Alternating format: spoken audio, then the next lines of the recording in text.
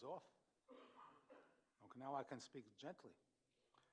The very, very end deals with the death of Rabbi Yehuda Hanasi, and the Mishnah says that when Rabbi Yehuda Hanasi passed away, Botla Anova V'yir Vascheit, both humility and fear of sin passed away with him. So the Gemara ends in a very unusual way. Omalei Rabbi Yosef, L'tana, Lo Tisne Anova, De'ika Ana, that you have to amend the brisa. You can put Yir Vascheit, but not Anova, didn't die with Rabbi Yehuda Hanasi because I'm still alive. Amalei Rab Nachman, Latana, Rab Nachman also told to the Tana who was reading the brisa, he said, Lo Tisne Yir Vascheit, you have to omit Yir Vascheit. It didn't die with Rabbi Yehuda Hanasi, the Ika Ana, because I'm still alive. And the obvious question is, the rabbis are not usually involved in self-praise. We learn from Shlomo HaMelech, Yahalelcha Zor V'lo Picha, one does not praise themselves. One shouldn't even like praise. And this is a question that the Mefarshim deal with, the Maharsha deals with it, and the Maharsha said that the rabbis also dealt with truth. And as far as they were concerned, they had to amend the brisa because of the truth. Rabbi Yoshev in his Ha'aros says a very interesting thing about both Rabbi Yosef and Rabbi Nachman. I'm just going to say a bekitzer. Now we know that Rabbi Yosef was appointed to be the head of the academy in Pumbedisa, and he refused, and he said he wasn't worthy. And for 22 years, he was under the leadership of Rabbi for 22 years, and it wasn't until afterwards that Rabbi passed away that he was appointed, and he rejected what was the highest position that a person could have, the head of the Masechta, the head of the academy in Pumbedisa. And Rabbi Yosef says that's what it means, Kagon Ano. Somebody who felt that he wasn't worthy, that he refused that. And it was only later on he felt that the community had anivus because they chose him. That's what the Gemara means to say, that his whole life was based upon that particular midah. And he says the same thing was true of Rab Nachman. I often think when learning this last Mishnah, and it deals with all of the great rabbis and when they passed away, what about us? After 120 years and we pass away, is the world going to feel a loss? Are we going to say, well, that person passed away and now he provided or she provided something that's irreplaceable? And the answer seems to always be the same in the negative. These were very, very great people. I'm thinking about Steve Neuwirth, and I think that maybe with him it's a little bit different. Now, first of all, if you knew Steve, now I'm not talking about the last 6 months of his life. Those were unusual months and tremendous impact that he made on the community and on all of us. I'm talking about Steve Neuwirth well before that. And there was if you knew him, you knew he was quite a brilliant lawyer, tops in his field. He commanded a tremendous amount of attention. And at the very same time, and he knew that he was a great lawyer, but there was a tremendous amount of modesty and yiras chait that he always exhibited. I'm remembering in the very good years, he often would stay up all night preparing briefs. But after that long night, sometimes 2 nights, sometimes 3 nights, without any sleep, but he always came to the Daf Yomi, 5:30 in the morning, he was there, and he was there for davening, and as soon as davening was over, he would go back and continue with his briefs. I remember so many times where he was away on a business trip, and he would come back to the airport early in the morning, and he had a car that would bring him first stop with his luggage, with everything, bring him straight to shul so that he wouldn't miss the Daf Yomi, that he wouldn't miss davening. And so often I remember where he would have to leave on a business trip, but first he came to shul. Sometimes he would have to take his tefillin off before the yom, and he would dash out to the car that was waiting for him to take him. And that takes a tremendous amount of yiras chait, because the first thing that you're always doing is tefillah. The first thing you're always doing is Torah. And that's something that he did. And again, he understood that he was an intellectual powerhouse. He knew that about himself. But at the very same time, there was a modesty. And this modesty was something that he exhibited to Rabbanim. A tremendous, tremendous amount of respect that he would give to every rabbi. It made no difference If you were a rabbi, he treated you with respect, and he was machniya satzma before you. Despite in a courtroom, he was probably king of the courtroom, king of the brief, king of litigation. But in front of a rav, he was always had this incredible modesty, and certainly the last months of his life, there was absolute greatness, absolute godless. And the truth is, at least in our community, the people that were with him, those last 6 months, who davened with him, because he never, if anything, he increased, the most difficult conditions, he increased his assiduity, his meticulousness in tefillah. If you davened with him in the house in his minyan, you saw that meticulousness. And sometimes there was tremendous amount of pain, a tremendous amount of difficulty. And he would not miss the minyan in his house. And he was thankful to everybody who came, rather than we were thankful for him to see how a great person takes difficulty and takes the gzeros of HaKadosh Baruch Hu with humility. He once said to me that this has been such a tremendous lesson that was able to humble himself. He said, I become so humble because of the fact that I can only rely on other people. I can only rely on HaKadosh Baruch Hu. So that this was a tremendous, and he embraced it, a tremendous level of humbleness that he had. But certainly we saw the Yiras Chet, we saw the increase in learning, all of those years, and his incredible emunah and bitachon in Hashem. It was something that was real. It was something that was palpable. It was something that if you were within his ambit, within his Dalet Amos, it was something that you felt. It was something that you had to absorb. It was not something that could be ignored. It was so powerful. It was so strong. It was so electric. It was so magnetic in its own way. And therefore, I think it's a beautiful tribute that this Siyum that we're making on Sota, I'm sure in the Masechta Barakia, he also finished Sota. We don't know exactly what the schedule of learning there is, but if we're a reflection of the Malka Barakia, so they also did. So it's something very, very fitting. He loved Gemaras, he loved Svarim, he loved a lot of Mefarshim. Again, I don't want to belabor things because I'm not the speaker tonight. Rabbi Leibowitz is just one more nakuda that is so extraordinary, so extraordinary. So he's this great lawyer, this great litigator, and he comes to the first meeting, Daf Yomi, the first minyan. Other people come, not many, but other people come to that Daf Yomi and daven in the minyan. But what do? They're immediately off to the train, 7:18, the 7:22. They've got to make the train. Not Steve. He's as busy as the rest of them, maybe busier. And he charges by the hour. Immediately after davening, he hired a chavrusa, but not a regular chavrusa. I want chavrusa, I want lumdus, I want yeshiva shetayra, I want to learn deeply. And for a number of hours, he'd go upstairs to the top floor with his chavrusa, they'd lock the door, they'd lock themselves in, and he learned for a number of hours every single day. And then he'd go to the office, then he'd go to the rest of his day. And that's an incredible, incredible human being to do that. And therefore, I think it's so fitting, not only that the Siyum is in his honor, but that we've dedicated, and that Daniel made that possible, that we have the Talmud Mavor, the red Shas, the incredible Shas, with all the Mefarshim, the Yalka B'Urim, the Otzvos Rishonim, the Yalka B'Urim, and all of the significant Pilpulim in the back of the Gemara. So fitting that it would be for Steve. So just to finish, we just finished. Hadran Allah, Egru Slika Lo Masechta Sota. Hadra Chala Masechta Sota, V'Hadra Chalon, Data Chala Masechta Sota, V'Data Chalon, Lo Nisram B'Noch Masechta Sota, L'Shem Minon, Lo Ba'alma Dehadein, V'Lo Ba'alma Dosi, Hadra Masechta Sota, V'Hadra Chalon, Data Noloch Masechta Sota, V'Data Chalon, Lo Nisram B'Noch Masechta Sota, L'Shem Minon, Lo Ba'alma Dehadein, V'Lo Ba'alma Dosi.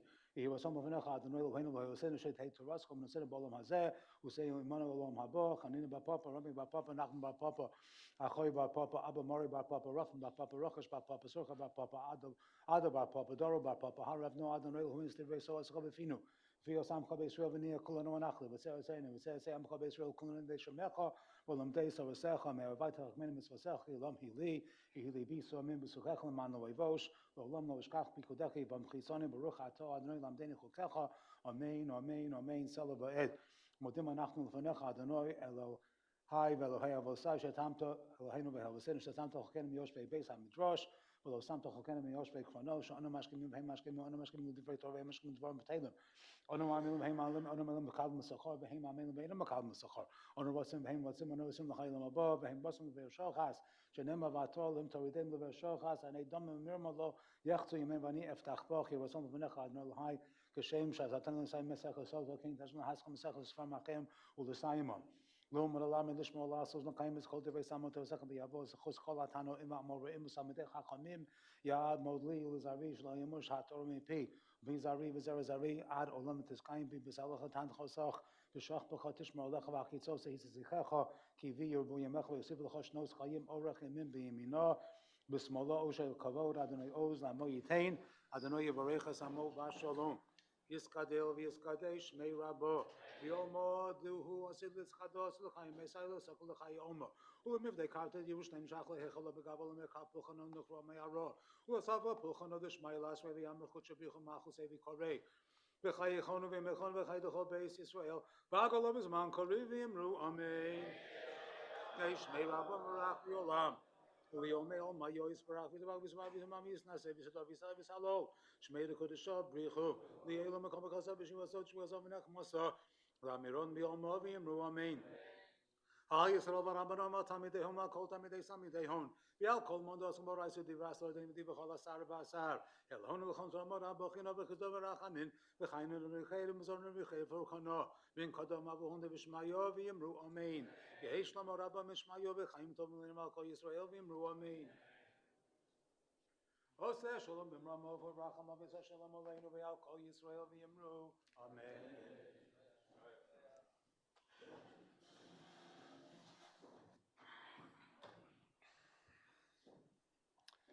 Thank you for coming. I'm really not going to say so much. I really just mainly want to express our hakar satov, our gratitude for this new set of shas. I know that, so my father felt appreciation for really everything and was very vocal about it, but I know that something that he appreciated maybe more than anything was learning Torah, was spreading Torah. I knew that from how he spoke about it in the house, from the various projects that we learned about his involvement in since his passing. I know that it was something that was extremely important to him on many different levels. And what's interesting is, like, I've asked him about the communities that he grew up in, the different denominations that he was raised in, and I asked how he felt about that, and he always was very grateful that even though they were different from his current philosophy, he appreciated that they made whatever form of Judaism it was, that they made it accessible to him, and to make Torah accessible for the world is something that he really cared about. The Masechta Gemara is something that does that in a very interesting way, in a way that he started to engage in later on with that chavrusa after Daf Yomi.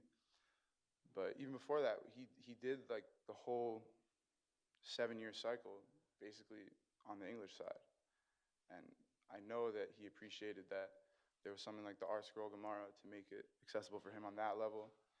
And the Masechta is doing the same thing on another level.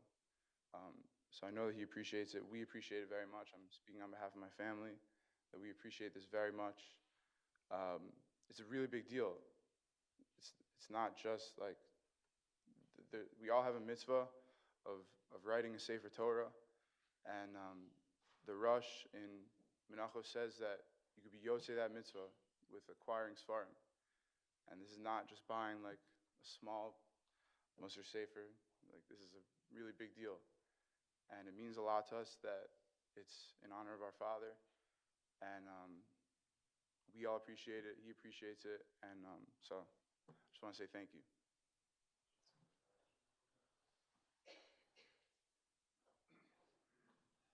Okay, first of all, I just want to thank all the people that helped sponsor this event and help sponsor the Masechta. You know who you are, and we really appreciate it. just one thing before Rabbi Leibowitz comes up to speak. Just personally for me, I was not a Daf Yomi person till this cycle. And one of the special things of being a Daf Yomi person in this cycle is that I was able to give a shiur that Steve attended every Shabbos. We used to do Daf Yomi, and he used to come on Friday when I give it as well. And I can tell you that in the Daf and Sota, we learn about Aryeh and Lamed Vav. And Aryeh means that you take responsibility for each other. Now, you could take responsibility for each other, but you could also take advantage of someone else taking responsibility for you. You could say, why do I need to learn? I have an Aryeh. I have a guarantor. They could learn, and they'll take care of it. If I don't learn, they'll take care for me. But if you really want to be someone about Torah, not to take advantage of an Aryeh, I always thought that you have to have two components. You have to learn when you maybe don't want to. Rabbi Fink just mentioned about how Steve had very busy scheduled, and he always came to learn at times where maybe he was exhausted. So I thought about that. That's the connotation of at night you're tired. You learn an Erev, and similarly, I know for sure from me when I'm learning with him, I was able to be able to give shiurim at his house. There's very few people that loved to learn Torah and talk about Torah as much as Steve. So that's represented by the language of Aryeh. It was Yeravna. It was beautiful to him. So I feel for Steve, he had such a love of learning from Yeravna, and he had such a commitment learning represented by Erev that he didn't need an Aryeh. He took upon himself, and he didn't need someone else. He was obviously an Aryeh for other people to help him to learn, but he took upon the other two parts, and therefore for him, he didn't need an Aryeh, and he was able to do it himself. It happens to be that at my son's Ashi's wedding, Rabbi Leibowitz was there, and Steve was able to be there as well. And I told Steve that Rabbi Leibowitz is going to be there. Now, the Havdil of Havdalah is like, he told him, LeBron James is going to be there. He was like very excited. He came out to meet Rabbi Leibowitz.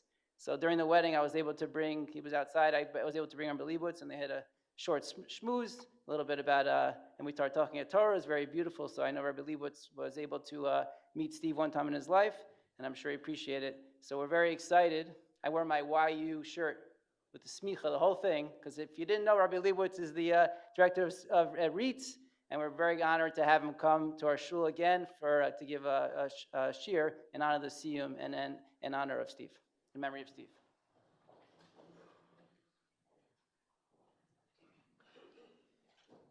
Thank you very much. Bereshus Harafink Shlita, of Axelrod Shlita, my dear friend Daniel Bloom, thank you so much for organizing this. And Bereshus the Neuwirth family, it was really a very special treat to get to meet your father, because I had heard about him beforehand, and his special kind of avas Torah, his special passion for spreading Torah, for disseminating Torah, and it was a really beautiful geshmak shmuz that we had for a few moments, and it's something that I cherish, and all of the lessons that he taught you and that he taught this entire community, as Rabbi Fink so beautifully said before, should be able to live on for a very, very long time and really make an impact. And you can sense, you feel it in the room that the loss is so strongly felt. Now, we are here in a certain sense celebrating. We're celebrating the completion of Masechta Sota, and I do believe in the Masechta D'Rukiya. They got to learn Daf Yomi, right? They have to learn Daf Yomi in the Masechta D'Rukiya. So I'm sure Be'iyun though, they have time to learn Be'iyun. So we're celebrating a Siyum on Masechta Sota, which is, and it's right before Shavuos, and that's what we call a Daf Yomi coincidence, and it's a Daf Yomi coincidence for two reasons. First reason is that there are 49 blot in Masechta Sota, and 48, but it goes to Memtes, so we'll call it 49. And many people have the custom that they learn Masechta Sota each year during this tkufa, during this period of Sfira, one daf a day for the entire Sfira, and it prepares you for the Yom Tov Shavuos.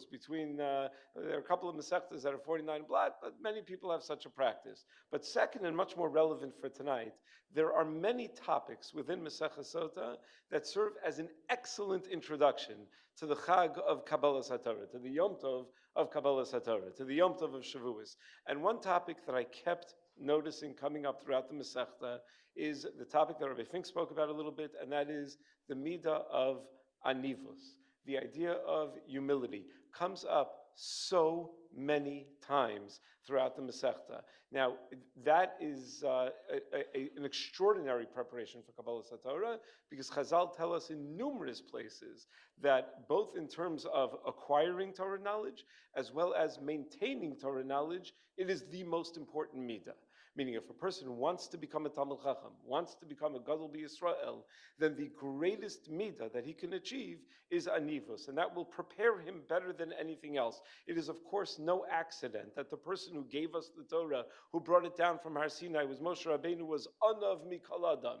It is no accident that the person who wrote our text of Torah Sheba'al Peh, who wrote the Mishnayos, was Rabbi Yehuda Anasi, who was also Mishameis Rebbe, Bata Anava, as Rabbi Fink said before, a symbol of Anivus. And the Gemara in Tainus of Zion tells us, Rabbi Chanina Baridi, Lama Nimshlu Divrei Torah Lamayim. Why is Torah compared to water? And the Gemara explains, Mamayim Manichan Makom Gava Vahochel Makom Namuch. Just like water always goes to the lowest place, it's the nature of water. If you ever had a leak in your house and you saw that the water was coming in at a specific spot, you could rest assured that the hole in the roof is probably not over that spot where the water is coming in. It might be the other end of the house, but the water always finds the lowest place, and that's where it's going to leak through. That just like water finds the lowest place, Torah also always finds the person who is most low in the sense of the way he carries himself, the way he thinks about himself. Af divrei Torah in miskaymin el b'misha daito shvala. And then the Gemara goes on in Maseches Tainus and tells us that it's not only about achieving Torah, but it's about holding on to Torah. A person also needs that sense of anivus. The Gemara tells us, Amar Rav Hoshaya, Lama nimshelu divrei Torah l'shlosha mashkan alalu, b'mayim, b'yayin, u'b'chalav. Torah is not only compared to water, it's also compared to wine, it's also compared to milk. And the Gemara tells us, why? Mashlosha mashkan alalu, ein meskaymin ela b'pachos shebekelim.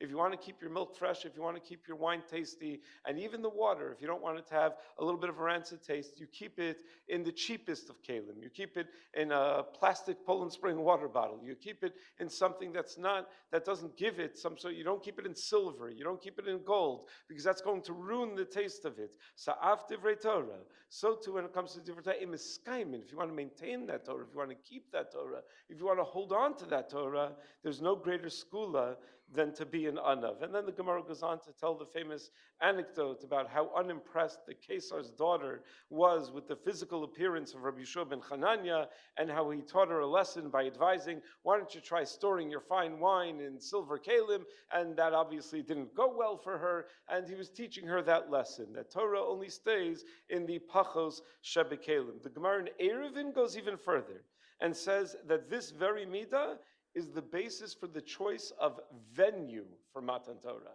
You know, we think about Matan Torah, we think about Kolos Uvrakim, the experience of Matan Torah, the awesomeness of Matan Torah. We hopefully also think about the content of Matan Torah, what HaKadosh Baruch Hu gave us, what the Torah actually was. But we also are told by Chazal to think about the venue for Matan Torah. And the venue was Har Sinai, and it was also in the middle of a midbar. So the Gemara says, why? Why? Hashem could have given us the Torah anywhere. He could have brought us to the most beautiful place on earth and given us the Torah. Why in a midbar? A midbar is not beautiful at all. And the Gemara explains, because that if a person mesim adam atzmo kamid barzeh shakol dashin bo, if a person allows himself to be trampled on by other people, he doesn't hold himself with the sense of great kavod, with a sense of expecting kavod from other people, then talmudim iskayim biyado, then the person will be a Talmid Chacham. So what I want to do with you tonight is two parts. First part is, it will be a little more enjoyable for those who actually did Daf Yomi, which is fair, right? It's a Siyum of Masechta Sota, so we should do something for the Daf Yomi people. So the first part, I just want to go through the Masechta and show you where I saw that there's so much anivus in Masechta Sota, that the message comes up. I mean, I don't know this Masechta backwards and forwards, and as I was going through it, I was not taking notes. But I tried for Masechta Sota to do the Zichru program, to remember like a little bit of something. So this morning, I just like tried to run through it in my head. I found 16 places where Anivus is expressed explicitly in Masechta Sota. You can make a million other drashos where it's implicit, but explicitly in 16 different places in Masechta Sota. So we'll do a quick review of the Masechta in the first half, And then the second half, I would like to share with you perhaps 3 messages relating to Anivos that also emerge from Masechta Sota, one in the area of Ben Adam L'Chavero, one in the area of Ben Adam L'Makom, and one in the area of Ben Adam La'atzmo, in the interpersonal realm, in between us and God, and in between developing ourselves and our midos. And hopefully we'll try to do that in a timely fashion. But let's do the quick run-through of Masechta Sota. Where do we find the midah of Anivos? So the first major sugya that relates to Anivos starts in Daf Daled Amud Beis, and the Gemara tells us that someone who is arrogant, someone who expresses the opposite to the midah of Anivos, it's as if he was Ovid Avodah Zarah. It's as if he was Kofer Be'ikr. It's as if he was Boel Arayos. It's as if he built a bama. It's all of these horrible things, which are the worst of the Averos. If there was a midah equivalent of a Maisa Avera, it's the midah equivalent of the very worst Maisa Averas you can think of Avodah Zarah, of Kofer Be'ikr, is a person who has a sense of gaiva. Then on Daf Hey, the Gemara identifies the precise pasuk that gives us an ashara legasus haruach, and tells us that kol adam sheyesh bo gasus haruach, anyone who has a sense of arrogance, lesof misma'it, he's going to be lowered down. It's not going to work out for him. Person thinks they're going to lift themselves up by acting in an arrogant way, they're going to be lowered right down. And then the Gemara tells us, but it's always possible to do tshuva from that. A person is able to improve themselves.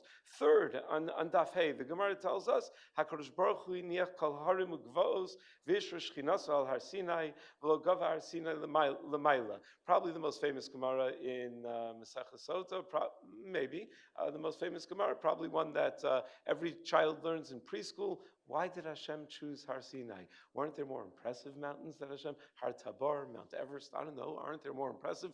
Yes, but that's exactly why Hashem chose Har Sinai, because Har Sinai was so humble. That's a Gemara in Sota Daf Hey. Further on in Daf Hey, the Gemara tells us several terrible things about Gasei HaRuach. A Gas HaRuach deserves to be chopped down like an Asherah tree. The dirt of his kever is not going to budge at Tchias HaMesim of a Gas HaRuach, of a person who's a Baal Gaiv. What does it mean the dirt won't budge at Tchias HaMesim? It means he's not going to experience Tchias HaMesim. The Shechina is miyaleles alav, groans and laments such a person. Hashem says, I cannot exist together in the world with a person who has Gasus HaRuach. A tiny wind will blow him over. And the Gemara goes on to say, L'sof nivchas, he will always shrink in the end of the day. A fifth place, the Gemara later on Daf Hey, a lot of them are on Daf Hey, goes on to say that Amarav Talmud Chacham that a Talmud Chacham at least needs to have an eighth of a measure of arrogance. Not like 50-50 like with most midos, an eighth of a measure of arrogance. And you would think, okay, that's a very tiny amount of arrogance. But there's another opinion in the Gemara, lo mina v'lo miktsasa. Absolutely not. Not even a little bit. There should be zero. There should be no arrogance whatsoever. Further on Daf Hey, the Gemara says that if a person is humble, it's ki'ilu hikriv kala karbanos kulam, as if he brought every carbon that exists. On Daf Zayin, the Gemara says that when we give a Musar Shmuz, a pep talk to the Sota, we're trying to convince the Sota that she sinned and she should admit her wrongdoing. So we say, think about heroes in Jewish history who admitted their wrongdoing, and they didn't lose anything for doing that. Yehuda, Reuven admitted their wrongdoing, and they are heroes of Jewish history. And that takes a certain amount of anivus to be able to admit one's wrongdoing. On Daf Tes, we talk about how arrogant Avshalom was about his hair. And Mida Keneged Mida, he got killed through his hair because he took such great pride in his hair. You find one Jewish guy that can grow a nice head of hair, and he decided that he's going to take full advantage, and then ultimately that was his undoing. On Daf Yud Zayin, we learned that B'zchus of Avram Avinu saying, Anochi, Afar, Ve'efer, because Avram Avinu expressed that he felt like Afar, Ve'efer, we're zocha to have two great mitzvos, Afar Sota, Efer Para Aduma. On Daf Chav Beis, we learn that the Mevale Olam, those who are destructive forces in the world, are people who walk around with their head down, pretending to be humble when it's false humility, when it's really arrogance. They're looking for attention. They want people to notice their humility. They want to be tzenua in a noticeable way, in a head-turning kind of way. They want everyone to notice their humility. That's Mevale Olam. That's the worst. On Daf Where am I now? Daf Lamed Beis, the Gemara tells us. Tanya, Rabbi Shimon Chai Omer, Adam Omer Shivcho b'kol namuch ugenuso b'kol ram. If a person has something nice to say about themselves, say it very quietly, not for others to hear. If you want to speak something negative, something, and the Gemara later clarifies to me, not negative, you shouldn't go around bad-mouthing yourself either, but it means if a person has needs, if a person is struggling with something and they need tefillos, so they should say that b'kol ram.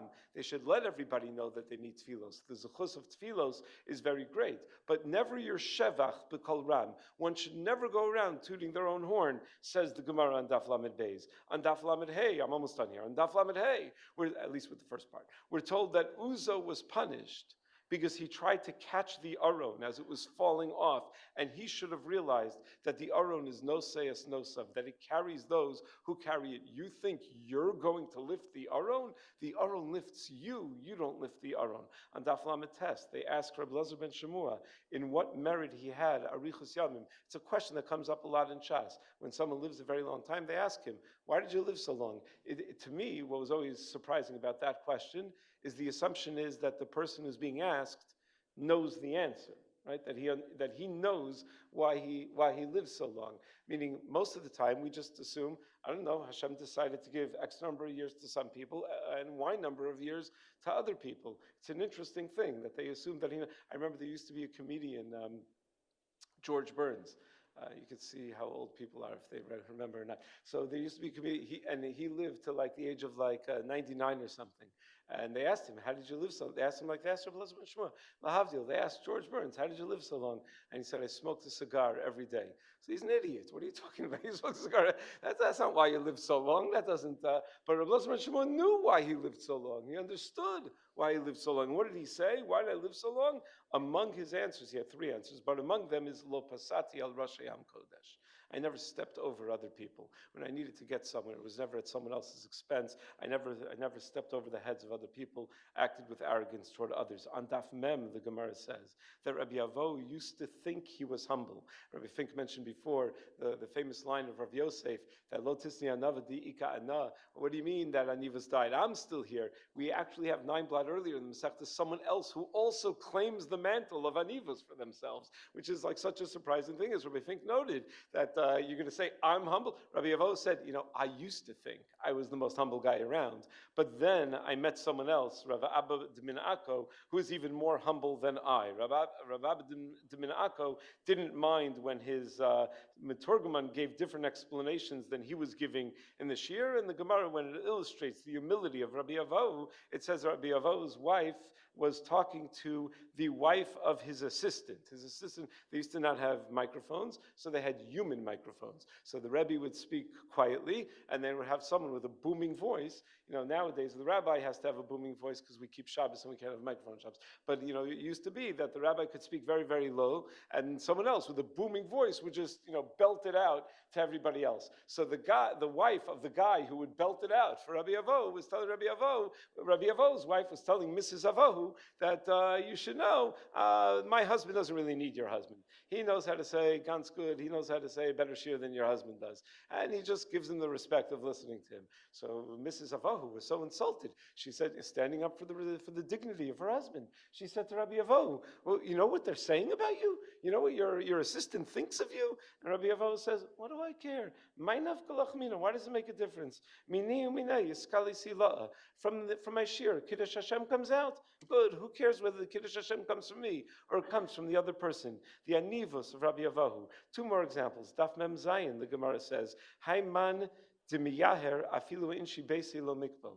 If a person acts with arrogance, he thinks he's going to impress his family, his wife, his children. They will not be impressed. It's clarified that it's possible that at first they will be, but then they'll see right through it. And then they're going to realize that the arrogance, it's all empty. And then the final example is the Gemara that Rav Fink Shlita read just a moment ago, that Mishameis Rebbe Batla Anava v'yiras chet, and Rav Yosef comments al tisni Anava di'ika ana. So I made my case, right? The Gemara in Sota talks a lot about anivos, and those are all direct. Those aren't like hints. It's not like, if you look at it sideways and you darshan it this way. It's like pretty straight out. A lot about the midah of anava. So considering all this talk about the value of anivus, I would like to share with you 3 ideas that hopefully we can all take home relating to the most critical of all midos. The period of time of Sfiras HaOmer leading up to the Yom Tov of Shavuos is universally understood as a period of time of self-assessment, of self-improvement. You know, the Memches Kinyanei Torah are associated with this period of time because we're supposed to think about how to improve ourselves, how to build ourselves up. That's built into the DNA of Klal Yisrael. The initial 50-day period between Yetzias Mitzrayim and Kabbalas HaTorah was going from Memtesh Sharei Tumah to be able to arrive at a state of Kabbalas HaTorah. So built into our DNA that this time period of the year is a time of growth. It's a time where we can improve. So I would like to make 3 suggestions that hopefully we can take home with us. One relating to anivus in the Bein Adam L'Chavero realm, one relating to anivus in the Bein Adam L'Makom realm, and one relating to anivus in the Bein Adam L'Atzmo realm.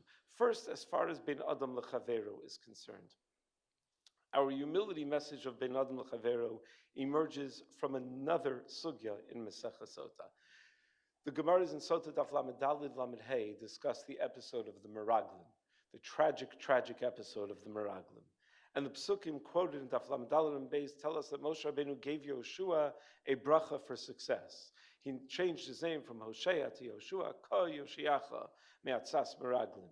The Ksav Sofer on Parsha Shalach writes that the tefillah was not simply that Yoshua shouldn't speak Lashon Hara about Eretz Yisrael like the rest of them, right? That certainly is terrible to speak Lashon Hara about Eretz Yisrael, and let's be mindful of the fact that tonight is Yom Yerushalayim.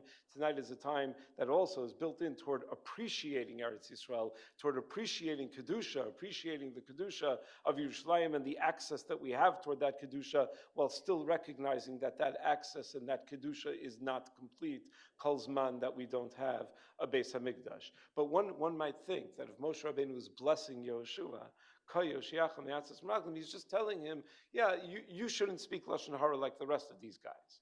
But says the Ksav Sofer, no, why would he only give that bracha to Yoshua and not to everybody else? Doesn't he want none of them to speak Lashon Hara? And also, Yoshua's a Bal Bechira. He gets to choose whether he does a mitzvah or doesn't do a mitzvah. What do you mean that he shouldn't speak Lashon Hara?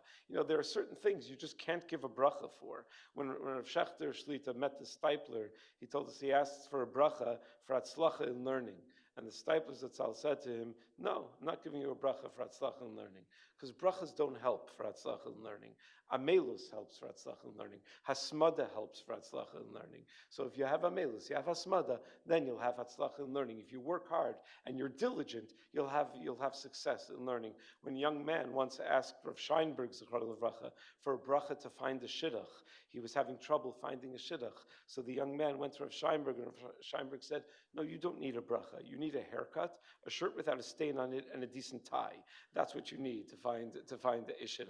I mean, there's some areas where a bracha helps, and some areas where a bracha does not help. Says the Ksav Sofer, the meaning of this bracha of Kol Yoshiacha was that the goal of the Meraglim was to prevent the entry into Eretz Yisrael. And we already learned from Eldad Umeida that when the Jewish people go into Eretz Yisrael, Moshe Rabbeinu is not going with them.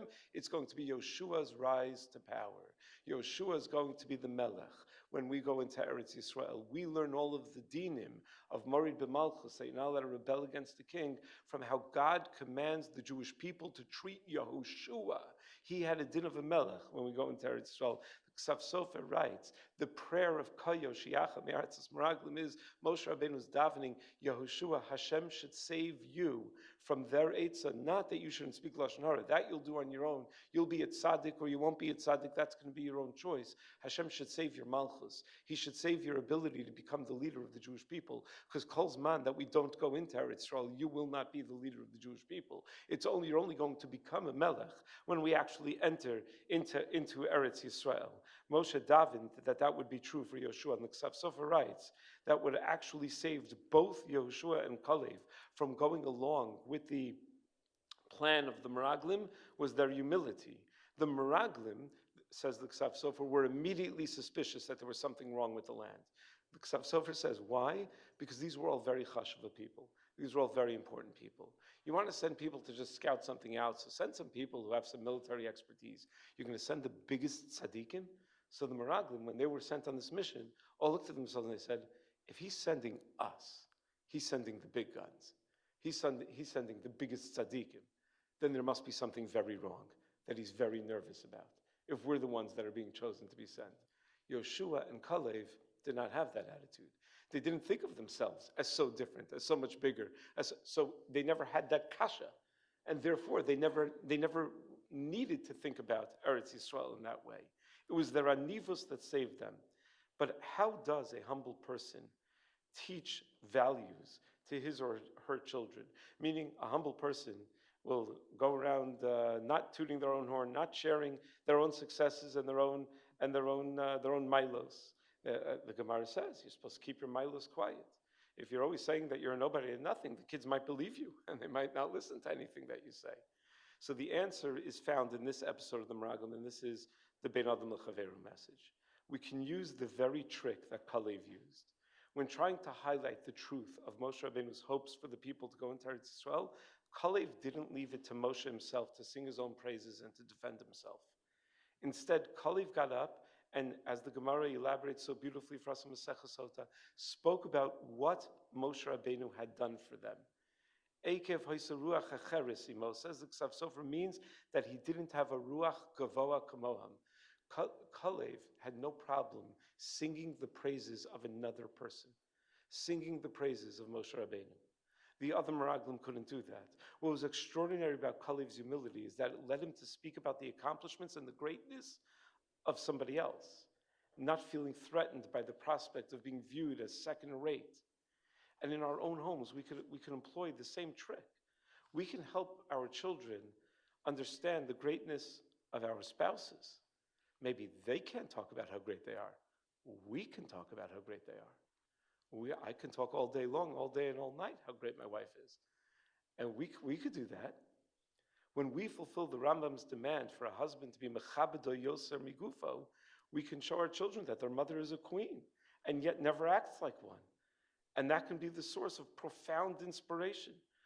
We can each highlight the great qualities, whether it be of our spouses or of anybody else. Use our voices to build people up. When Rav Rimon came to my shul, Rav Yosef Rimon came to my shul a number of months ago, we had a public question-answer session. And one of the questions that I asked him, we always said people could submit questions, but I rigged it. So one of the questions that I asked him was that if you had like one particular hakpada in halacha, one thing that people should be a little more careful in halacha, that's easy to do, but people just don't think of, what would it be?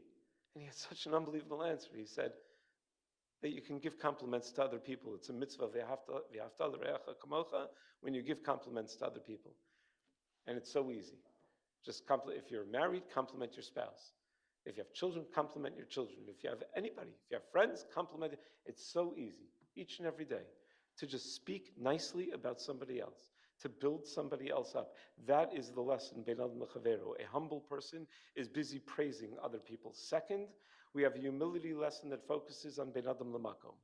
Back on Daf Lamed, we learned about how Klal Yisrael sang Shira, 3 opinions in the Gemara about how they did it responsively. Was it that they repeated every word, like a katana makres hallel? Did they only repeat the chorus? Did they finish off the sentences that Moshe Rabbeinu started at Az Yashir? But it seems that the very notion of Shira is something that's more than just an expression of simcha. There's no chi of Shira, for example, on Yom Tov, on Shabbos. We didn't sing Shira when the man fell, even though that was a remarkable and constant miracle. What causes Shira? Like in Lamdish terminology, what's the mechayev of Shira? So perhaps Shira, by definition, is an act of humility. Complaining is an act of arrogance, because behind every complaint is the implicit statement that I deserve better. Behind every Shira, every statement of gratitude is the implicit statement that I don't really deserve all of this. I don't deserve all of this goodness that's been given to me. A humble person feels so unworthy of God's kindness that he bursts with positive emotion when something good happens. A Baal Gaiva feels so entitled that he complains when he doesn't get his way. It therefore makes the most sense to sing Shira at Kriyas Yamsuf, because the message of Kriyas Yamsuf itself is a message of humility. Rav Baruch Simon Shlita points out that the message of Kriyas Yamsuf was an anti-gaiva message. Ashir la Hashem ki ga'o ga'a is a celebration of God showing his might in putting down the gaiva of Paro.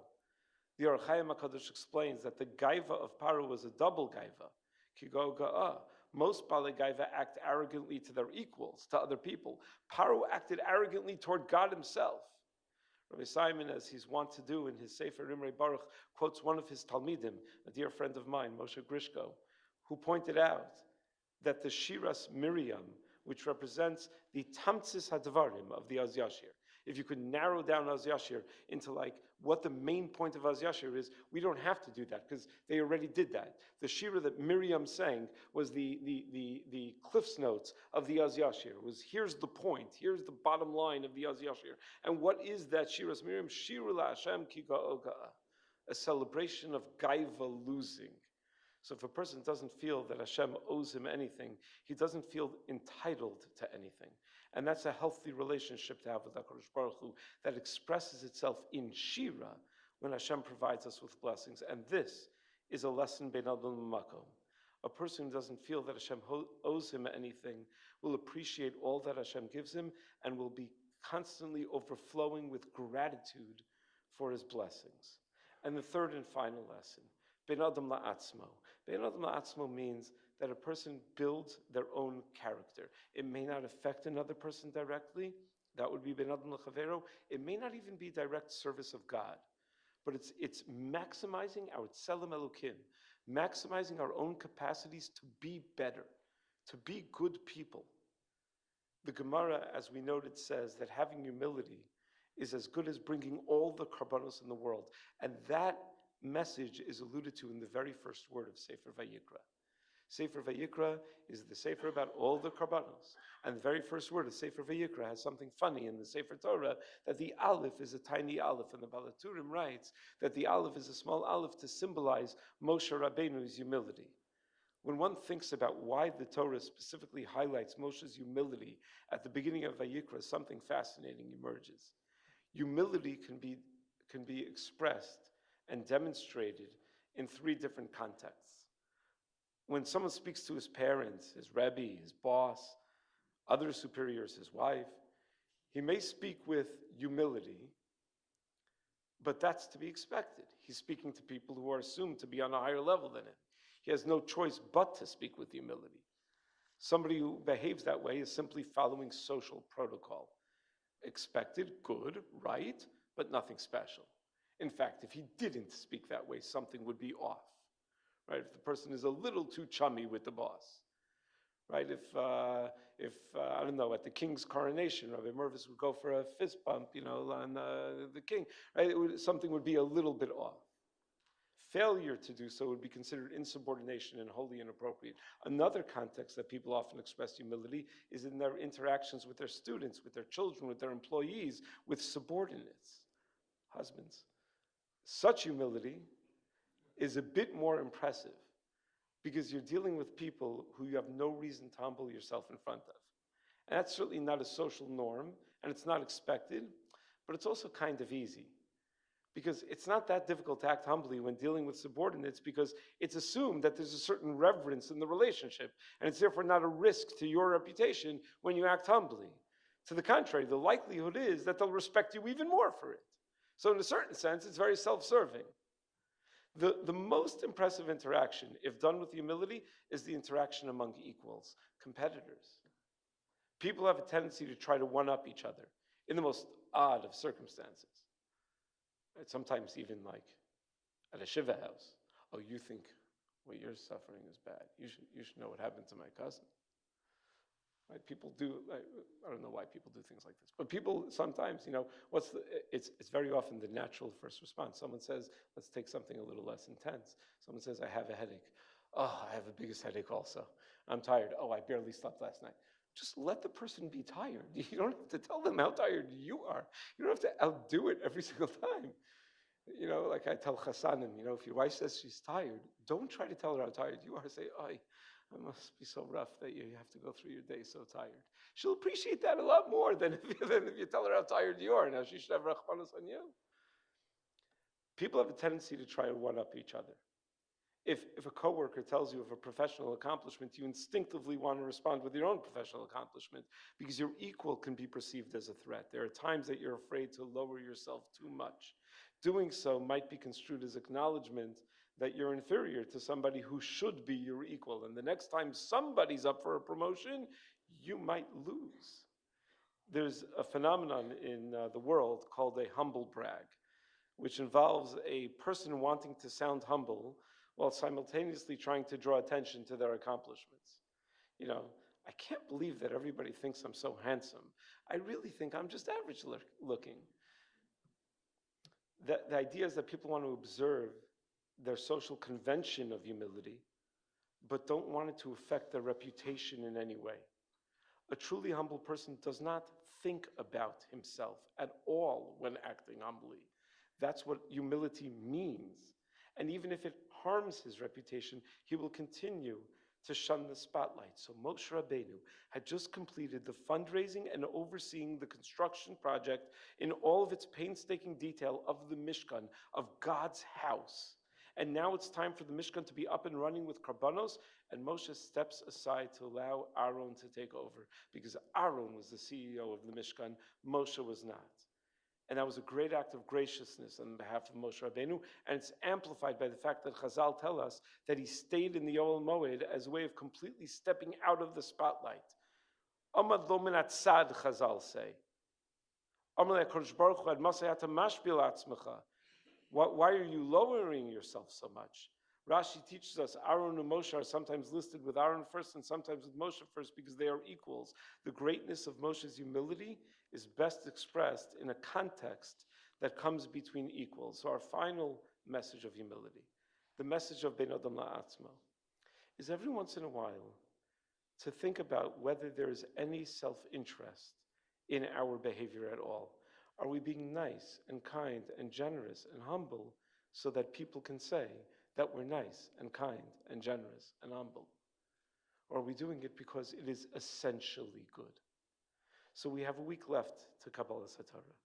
We just finished a Masechta that I brought you 16 rayas that this Masechta highlights, the single most important midah that's necessary to receive the Torah properly. Wouldn't it be amazing if for the next week, each of us can be makabel, to work on our humility in all three areas. In Ben Adam L'Chavero, make sure each day over the next week to give a compliment to somebody, preferably your spouse if you're married, but a compliment each and every day.